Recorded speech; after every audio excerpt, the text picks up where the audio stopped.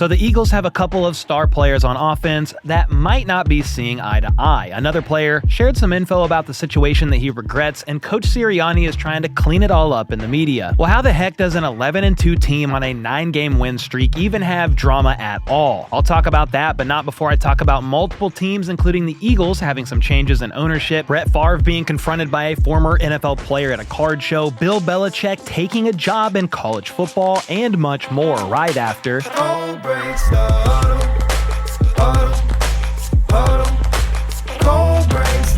First up, the NFL will officially be playing a regular season game in Berlin for the first time ever during the 2025 season. There have been 4 games in Munich and Frankfurt since 2022, but this will be the first in the capital city. We won't know which teams will be playing there for a little while now, but hopefully for the sake of Germany, it's better than the Panthers and Giants matchup that was in Munich back in Week 10. The league is definitely pushing hard to grow the game overseas as they continue to try and spread the brand and business that is the NFL. Speaking of which, 3 teams were approved to add ownership investors to their franchises today, with those being the Bills, Dolphins, and Eagles. The Bills added 10 non-controlling minority owners after it was approved at the NFL league meetings this morning. 2 of those minority owners are former NBA players Vince Carter and Tracy McGrady, which is kind of random, but cool, I guess. Another one of those minority owners is actually a private equity firm called Arctos. The Dolphins also added a private equity firm to the team's ownership, and this is significant because that makes the Bills and Dolphins the first teams to have private equity investors. The NFL just passed a vote back in August that allows private equity firms to purchase up to a 10% stake in NFL teams. A private equity firm, by the way, is basically just an investment management company that offers financial backing to both new and existing businesses, with the end goal obviously being to turn a profit. For now, their role in the NFL is solely as investors. They don't actually have any controlling powers in the franchises. So while the Bills and Dolphins went that route, the Eagles had a little action of their own. They're reportedly selling 8% of the team to 2 separate family investors. So not firms like in the case of the Bills and Dolphins, but 2 separate investors that together make up 8%. The sale was based on a valuation of the team up to $8.3 billion, yes, with a B, dollars, which would be an NFL record, by the way. And if my math serves me correctly, then that means 8% sold for roughly $664 million. And staying with the Eagles here for a moment, we've got to talk about the bit of drama going on inside their locker room. Despite being 11-2. On the surface, everything would appear to be going pretty freaking well. They've won 9 straight games and have the 8th highest scoring offense to go along with the 2nd-ranked scoring defense. They lead the league in rushing behind Saquon Barkley's potentially historic season, but then when you look at the passing numbers, you kind of see where the issue lies. They're dead last in passes per game with 25, and their 180 passing yards per game is the 2nd fewest in the entire league. I mean, it isn't like their offense hasn't been effective, like I just said. They're a top 10 scoring unit and have won 9 straight games with a path to the 1 seed still in play. But when you're a superstar receiver in the NFL not getting the ball, that can be frustrating even when you're winning. The Eagles' close win over the Panthers featured A.J. Brown having just 4 catches for 43 yards, which actually led the team. But after the game, he told the media that the passing game needs work and that he and Jalen Hurts don't really communicate during the games in terms of how to fix it. Well, the longtime Eagle, Brandon Graham, then appeared on a radio interview the next day, and he had this to say. I know that one is trying. 11 could be a little better with how he responds to things. They was friends before this. It's like, man, but things have changed, and I understand that because life happens. He's since come out and apologized for his comments, saying it was a mistake and that he planned on apologizing to both Jalen and AJ. Nick Sirianni even came out and defended Hurts and Brown's relationship, saying that he sees the two talking about the game plan, eating lunch together every day, and even praying before the game. So I'm not sure exactly where the truth lies in all of this, but let's look at the numbers here because I could see why A.J. Brown would be frustrated. He's one of the greatest receivers in the NFL, yet is 17th in receiving yards with 836, tied for 56th in targets with 66, and is 47th in the NFL in receptions with 48. Then he only has 4 touchdowns on the year right now, and he's currently trending to have around 63 catches for 1,000-ish yards and 5 touchdowns after just having back-to-back near 1,500-yard seasons with 88 catches and 11 touchdowns in 2022 and 106 catches and 7 touchdowns last year. So part of me gets it. Again, the guy is one of the best in the business, yet his numbers aren't reflecting that because the Eagles aren't really throwing the ball all that often. A.J. Brown also appears to potentially be embracing the weirdness as he changed his profile picture on Instagram to a picture of the Joker.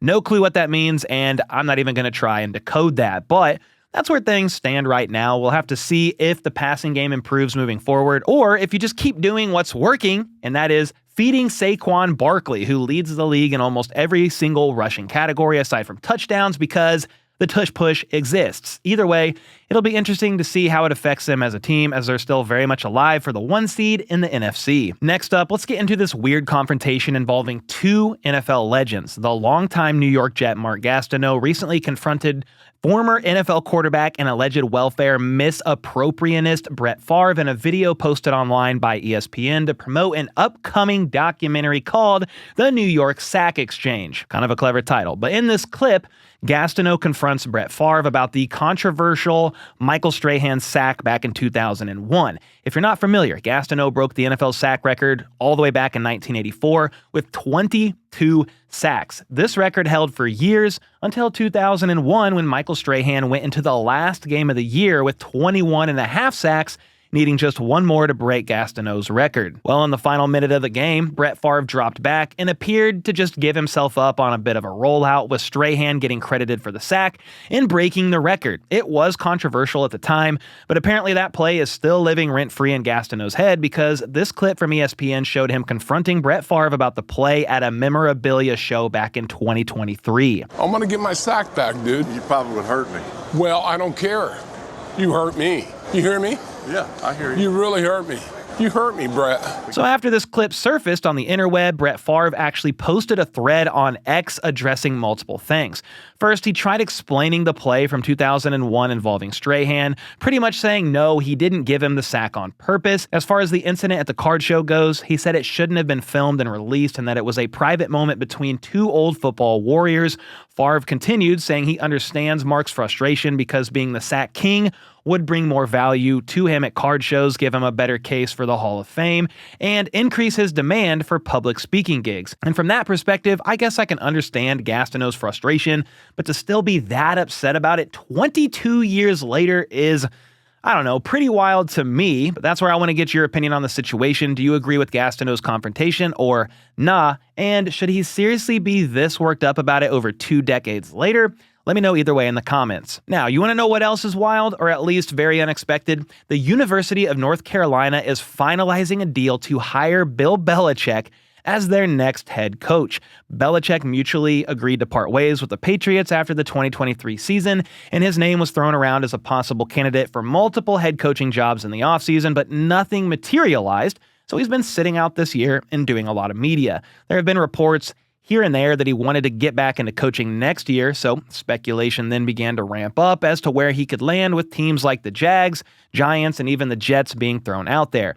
But in a surprising turn of events, the 72-year-old coach has decided, or at least it's very close to deciding, to take the job in North Carolina instead. Apparently, a couple of hurdles are being worked out, including potentially setting things up to where his son becomes his successor as head coach there once he is done. So we shall see if it actually ends up happening or not, but from what it looks like per reports, it's very close right now. But before I hit export on this video, there is an update to the Bill Belichick coaching situation.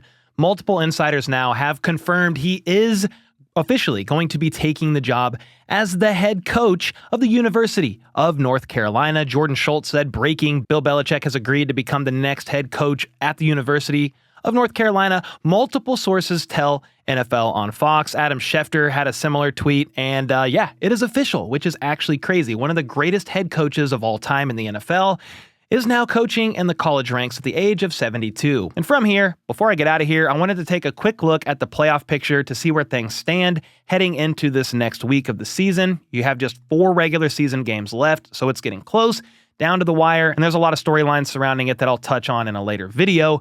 But let's start with the AFC. Right now, the Chiefs have a 2-game lead over the Bills for the 1 seed. Then Buffalo's holding on to the 2 seed thanks to a tiebreaker over Pittsburgh, who is also 10-3. They're manning the 3 seed at the moment with Houston at 4. Then it's the Ravens, Broncos, and Chargers in the 3 wildcard spots. And if the playoffs started today, the Chiefs would get a bye, and it would be the Bills hosting the Chargers, the Steelers hosting the Broncos, and the Texans hosting the Ravens. Then in the NFC, the Lions have the 1 seed and the first round bye, but the Eagles are right on their heels at 11-2. Then Seattle and Tampa have a slight edge for their division at the moment, so they occupy the 3 and 4 seed right now. Minnesota, Green Bay, and Washington are the wild card spots at the moment, and as things stand right now, we'd get the Eagles and Commanders, Seahawks and Packers, and the Bucs and Vikings in our first round matchups. Of course, things can still change over the next few weeks, and the AFC is much more quote-unquote solidified at the moment compared to the NFC, very much still in flux. So I'm very intrigued personally to see how it all plays out. Again, I'll dive into that in greater detail in a video here soon, but for now, that is at least how it's shaping to look and how things stand. Who do you think at this point in time ends up playing in the Super Bowl? Let me know in the comments down below, and with that, I'll see y'all next time.